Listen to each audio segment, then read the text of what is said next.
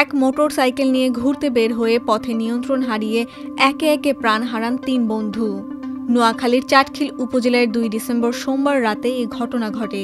এতে ঘটনাস্থলেই প্রাণ হারায় একজন, বাকি ৩ জনকে হাসপাতালে নিয়ে যাওয়া হয়।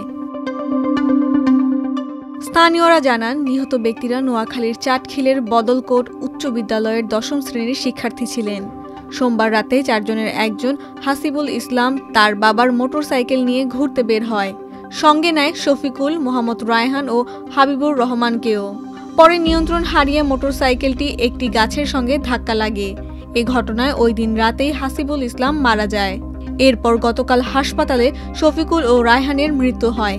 তবে মোটরসাইকেল নিয়ে ঘুরতে বের হওয়া ওই দলে থাকা আরেক সহপাঠী হাবিবুর রহমান গুরুতর আহত হননি। দুর্ঘটনার বিষয়ে হাবিবুর রহমান বলেন, সেদিন হাসিবুল মোটরসাইকেল কিছুটা বেপরোয়াভাবে চালাচ্ছিল। হঠাৎ নিয়ন্ত্রণ হারিয়ে মোটরসাইকেলটির সোজা বাঁ পাশের একটি গাছে ধাক্কা লাগে। ধাক্কায় মোটরসাইকেল উল্টে ৩ জন গাছের ওপর ছিটকে পড়ে আর সে সড়কের ওপর পড়ে। এই কারণে সে বেঁচে যায়।